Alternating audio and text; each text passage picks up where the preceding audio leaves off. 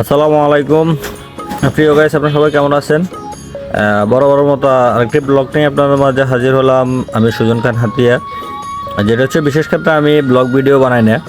এখানে যারা বর্তমান কর্মরত আছে ওনারা আমাকে অনুরোধ করছে, যেটা হচ্ছে ওনাদের কাজ নিয়ে একটা ব্লগ ভিডিও বানানোর জন্য। আর একটু বিশেষ কথা হচ্ছে, এখানে যে মেশিনটা দেখতেছেন এটা হাতিয়াতে সর্বপ্রথম। এই মেশিনটা আনছে আমাদের ছোট ভাই নাহিদুল ইসলাম। এইখানে যারা আবার কর্মরত আছে ওনারা আমার কন্টেন্টগুলো দেখে সব সময় এবং আমাকে যথেষ্ট সাপোর্ট করে।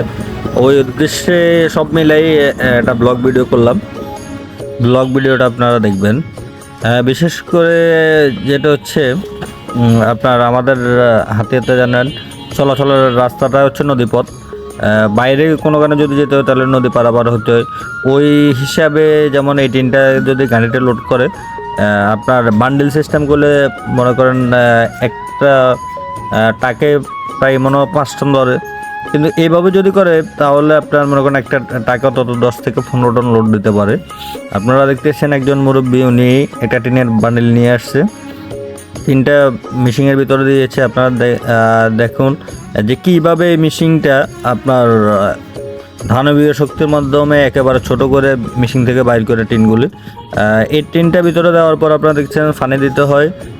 পানি দেওয়ার পরে বিশেষ করে আমরা একটা জিনিস লক্ষ্য করছি, যেটা হচ্ছে পানি দেওয়ার পরে এখানে যে হাইড্রোলিক সিস্টেম মেশিনটা, যেটা হচ্ছে হাইড্রোলিকের মাধ্যমে প্রচুর শক্তি দিয়ে এই টিনটাকে একেবারে ছোট করে ফেলতে হয়।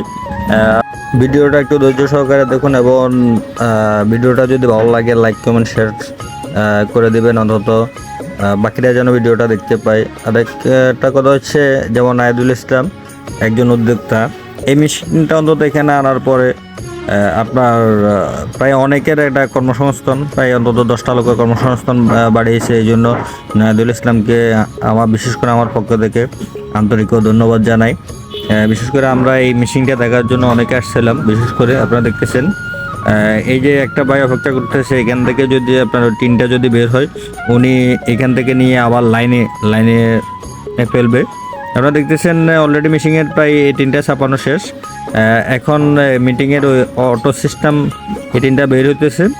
আমরা জানি যে হাতে হাতে বেকার প্রচুর লোক আছে, যেটা হচ্ছে নাইদের মতো এরকম আরও উদ্যোক্তা আমরা চাই যাতে অন্তত এরকম আরও অনেক পদক্ষেপ আছে, যেটা হচ্ছে উদ্যোক্তা যদি থাকে তাহলে অন্তত একটা এলাকার বেকারের সংখ্যা খুব কমে যাবে এবং সবাই কর্মর প্রতি ঝুঁকি হবে। আমরা সবখানে এরকম উদ্যোক্তা দেখতে চাই। আপনারা কি চান অন্তত কমেন্টের মাধ্যমে জানাবেন। ভিডিওটা যদি আপনাদের ভালো লাগে লাইক কমেন্ট শেয়ার দিয়ে ভাষা থাকুন। ধন্যবাদ আপনাদের সবাইকে।